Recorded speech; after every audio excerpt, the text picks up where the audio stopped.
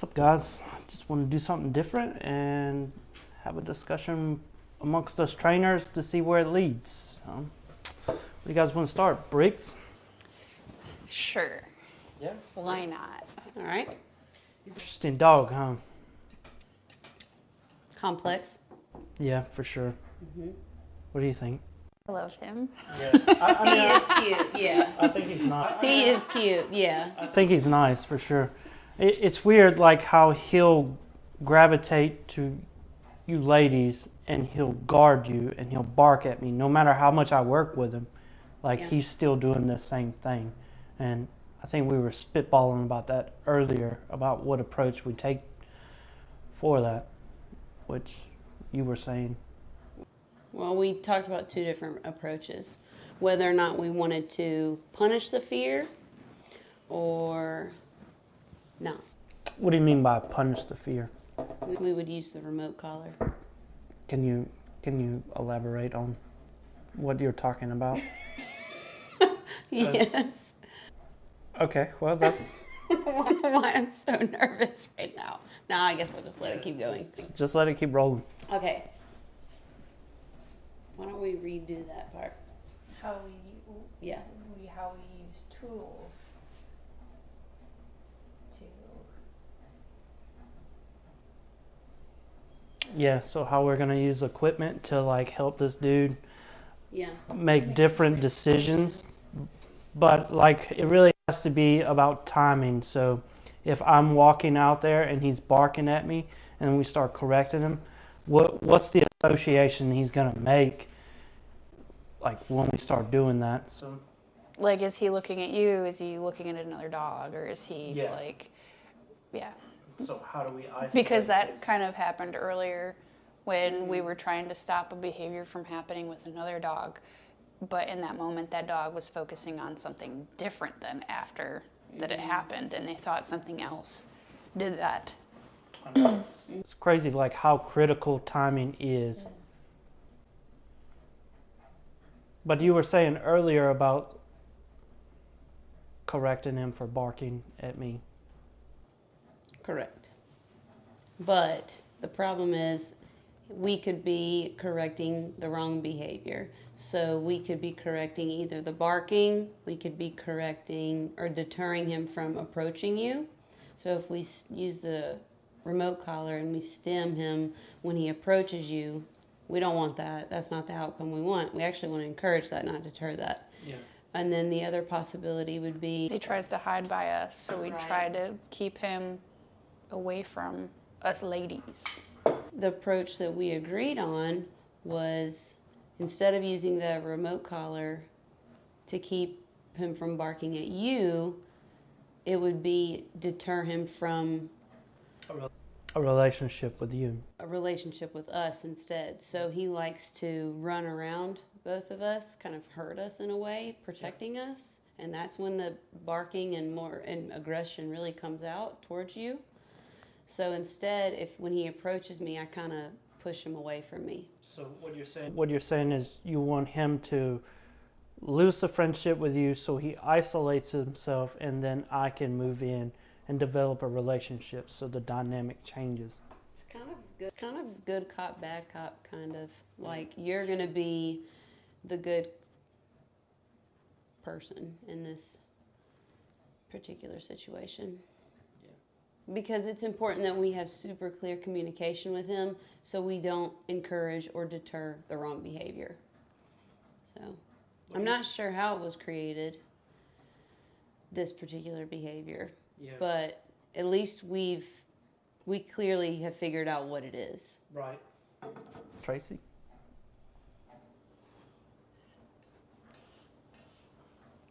Great observations.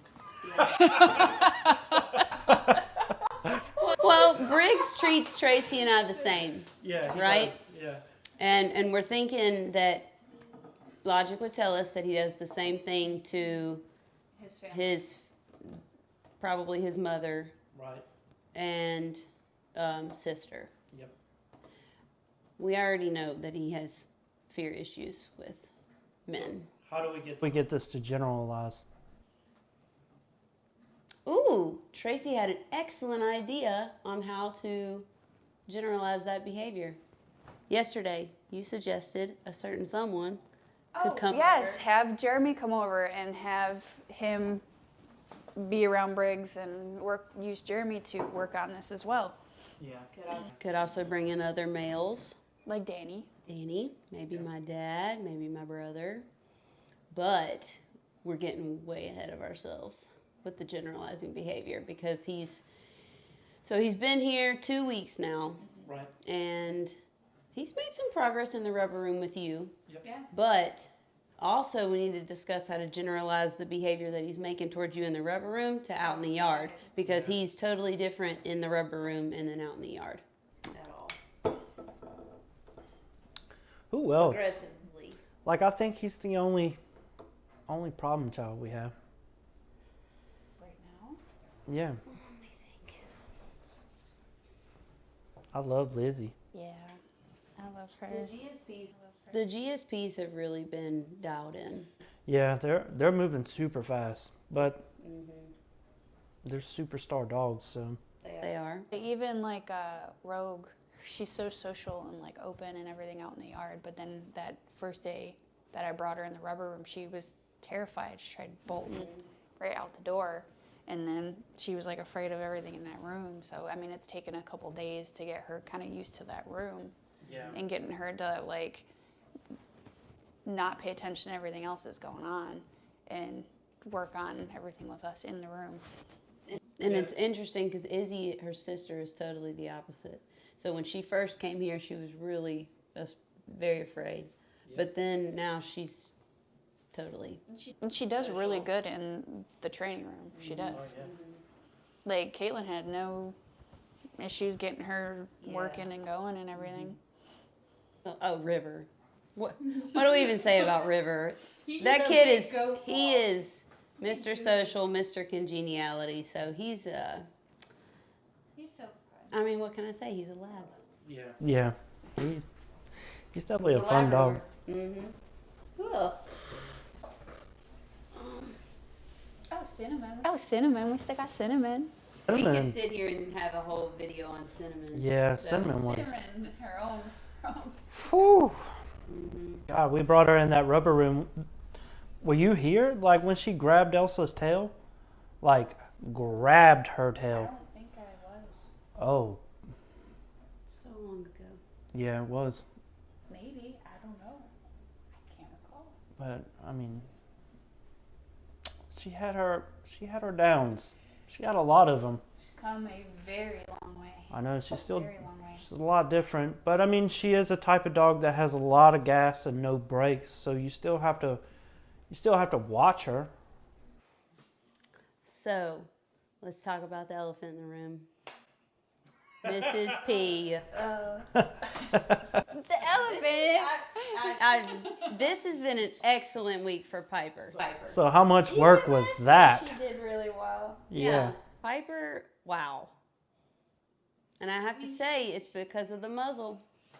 Yeah, that has really, so mainly like you said, it gave me a lot more confidence to like, it brought me down from having to worry, but now she can push a little harder and start to learn how to properly communicate and learn how to play with other dogs. I mean, there's that one day she was playing with River and Briggs, and I was like, this is it, this is the stuff. This is the stuff. This is what dreams are made of. Right. Well, I mean, it's really difficult to overcome that fear, and sometimes you need a to help you do that. Like maybe you're a very agreeable person and you don't want to be so stern with your voice, or you just can't be. Like remote caller will help you with something like that. I mean, it is like you can't deny the science of it all. Like I still get nervous in like moments though of like her wanting to get that booty, son. Like, because like when she went out the door, I think it was yesterday, and Charlie was out there. I was like, oh my gosh, she doesn't got her muzzle on. But no, she did really well. She did. I mean, there's still moments where like I do get nervous, but you can see her thinking, kind of making decisions. Wow. It's cool seeing her like look in her eyes, seeing her little brain working in there. Like, Yeah. But I've noticed less barking, less pacing. Like there's been so many changes that happen over time, but like they are taking. what helped too was stopping her from doing a lot of that pacing in the morning, making her lay down, like chill out for a moment. But then there's also those moments where, like, if you make her stay in that for too long and she gets, then she's like, the gas is on. You gotta try and bring her back down. So I mean, we didn't help her with this. It's all been her. Like we give her some guidance, but everything she does is We all on her. facilitate it. Yeah. It's been pretty nerve-wracking. Oh, That's a good word. a lot of booties have been bandited. Yeah, I mean, It's a process. I We- still think Sam's the sole survivor here. Sam? Yeah, I Sam think she Sam and Piper are besties. best friends. Oh, they really are. Sam doesn't care. He was like, Piper, let me lick your ear. Like, bro, twinsies. Like they're laying on the place beds the other day, and I got that picture, and I'm just like, you two girls, just different breeds, but almost the same. Sam's like, oh, first time. First time over here. No, what were you saying? For those people at home, like they may be wondering like how we went about the process with Piper and getting her through these things, because I mean Piper's gonna be 7 in December, and she was like 2.5 going on 3, I think, maybe, when all this happened with her. So like in this time, like she hasn't been around a dog probably since she was a puppy. So, or like at least like a year old or something like that. So it's been a longer process because she's not in this environment 24/7, and then now she's having to be around all these dogs all the time. So at first, it was a lot. Like, homegirl didn't know what to do. She, That makes me think about like genetics and the whole, like this is the way dogs are, but we put her in an environment over and over and over and over again, and we forced her to adapt, and then those genes started coding for new traits, and now we're starting to get a new dog, very calm dog. Like she is, like she's a strong dog, which I mean it's understandable. Like it's a big German Shepherd, she's strong, but she is learning to communicate appropriately. whereas her other form of communication before, it was just barking and nipping and doing all the Herding, amount, like, herding, a lot of Big herding. time. Big herding guy over here. She loves to herd. I guess like spinning it to, for people at home, Right. I think it's going to be tough because like Piper had a lot of structure. So you said something about structure off camera, but she had a lot of structure. Like it took a lot of like you facing a whole bunch of demons for her to change, because we had to put her in a situation where you were uncomfortable, and like it could be the same for you at home. Like you get into a situation where you're just not capable of handling it. That's okay. Like you bite off a little bit at a time. Don't just dive into the pond, because it's a deep pond, very deep pond. And I think a lot of it too, and Jeremy and I actually had a conversation about this, is I don't cuddle her like I used to. Like I was always on top of her, like, oh, what is she doing? Like, is she doing this wrong? Is this and that going on? But now I just let her do her thing. Like there's still structure in there. We still work together at home. But at the same time, I'm not sitting there like when she's trying to just relax in her face, like messing with her. Yeah, she can. Mom. Yeah, I was 100% helicopter mom, fur mom, like. But now that I'm not like bothering her all the time, she's a lot more settled. Like her mind seems more at ease even at home.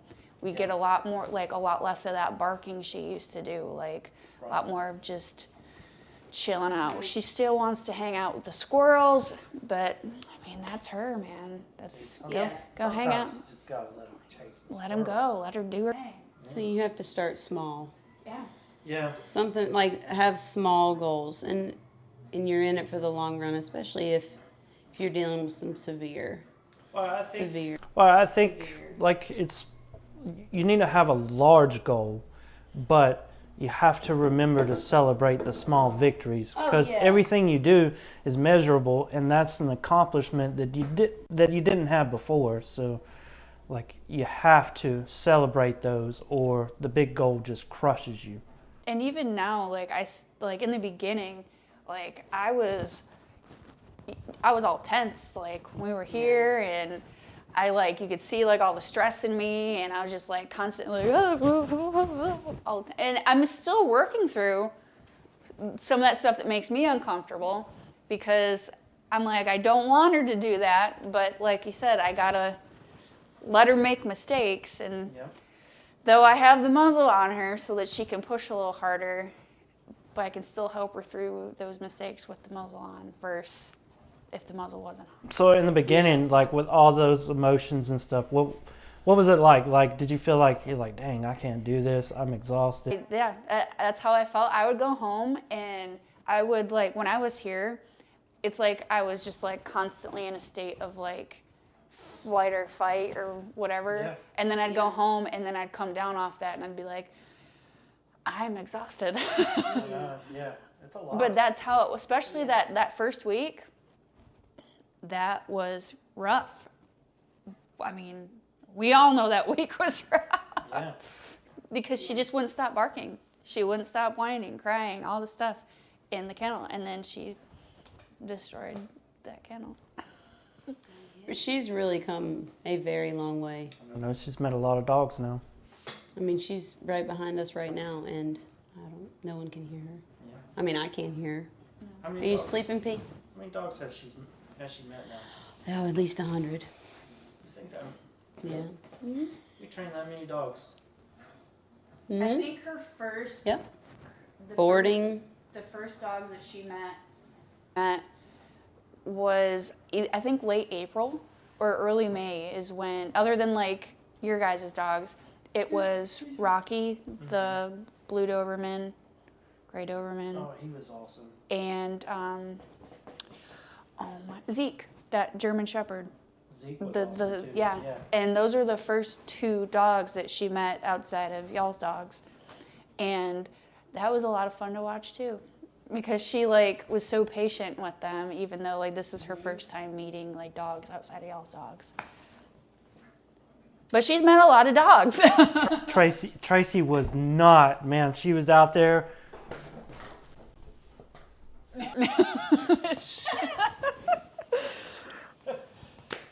That was nerve-wracking.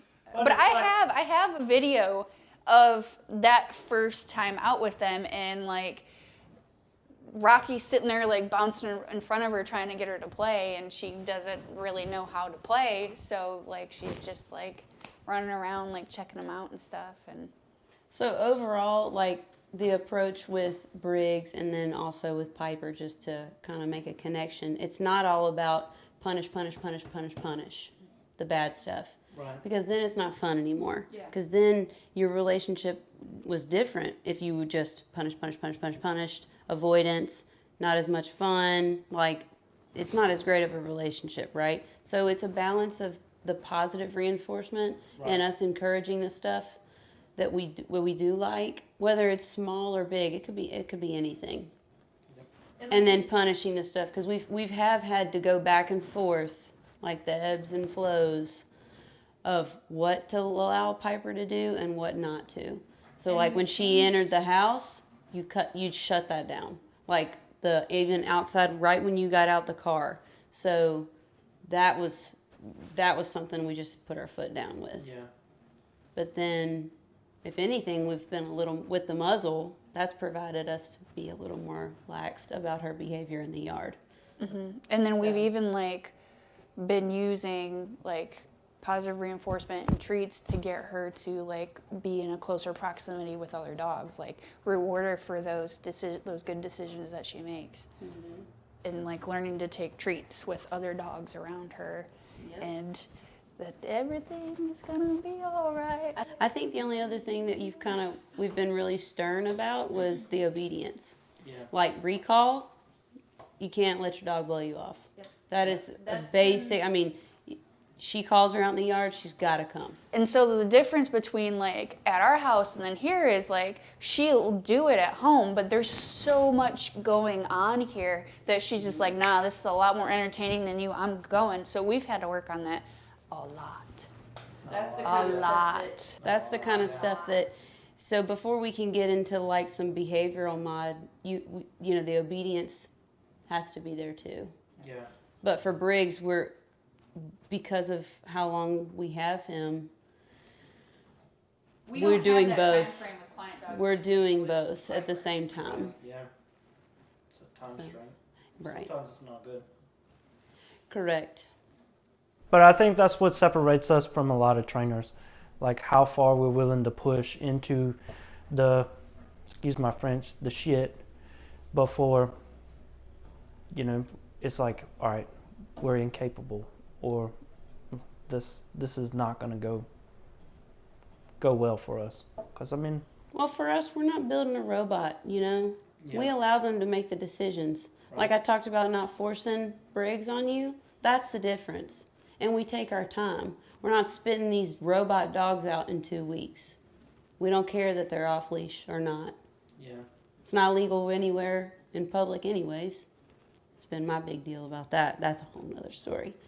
But we care about what is the mindset of your dog. You want to have a good relationship with your dog. You don't want a dog that's afraid to do anything with you, or like only working with you because they're afraid of getting corrected.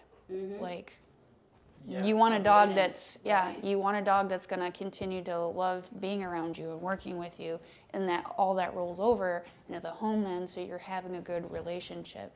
But that also brings us to maintaining everything once you get home. Not just trying to, because there are things that are going to have to change in your home life to, at least in those first couple months for short-term learning goes into long-term learning, so that you can make sure the dog transitions back in the home with what you got going on there, because there's so much structure here. And the dogs learn our schedule, and they know, like, we're going out here, we're working here, we're doing this here. Whereas when you get home and you're letting them lay on the couch or do this or do that, like, you have to learn that I need to change some things in my life to help maintain what we're going through, like bringing this dog back into the home. And continue to work with them. About setting our dogs up for success. Right. Yeah. We have to be the change. Like your dog is changed. Your dog is changed when it comes back home to you. But if you want to make sure the dog continues to be obedient, you know, It's like you got to work. You have to work with Yeah, it. it's like maintaining a car. Like, you have to Oh, yeah. change the oil, rotate the tires and everything. Not just, oh, my dog learned this at training, so I never have to work on it again. You have to maintain it still. We can't just look at positive reinforcement as just cookies. Yeah. So you were talking about being on the furniture and these sort of things. That could be a type of positive reinforcement. If the dog wants it, like, what behaviors are we reinforcing by allowing it just to do it? So does it start to learn, it's like, oh, this is mine, I'm taking control of it. Now you have a dog that's growling at you because, like, it wants its place. So, like, it's not just about cookies, like. Right. It's whatever that dog finds rewarding to itself. Oh, yeah. And I think that's a great segue for lunch, because, Pasta. I'm getting Fun Friday! Takeaways before we break. How? Yeah. Okay, so if we go with Piper, Right. good stuff. Cool. Yeah, feeling good. In it for the long but run. there's- Yeah. Okay, so if we go with Piper, Right. good stuff. Cool. Yeah, feeling good. I In it mean, for the long but run. there's always things where I sometimes I forget to take a step back and realize how far she's come. So I need to, like, enjoy those smaller victories. But then I'm always like, Yeah, I need to enjoy those smaller victories instead of being like, oh, well, she could have improvement on this, and that. But the biggest victory I will say we have is that she's wanting to work with me again, because she used to hide from me, and now we're getting it done. And Briggs, he's coming. Yeah. I think it's fair to say that he's still got a long way to go. But stay tuned. Stay tuned, and you will see. I just hope this video just blends well together and it doesn't look a big mess when I'm jumping around from face to face to face. So we'll see. I think it looks great. I'm out. Have a great weekend. Bye.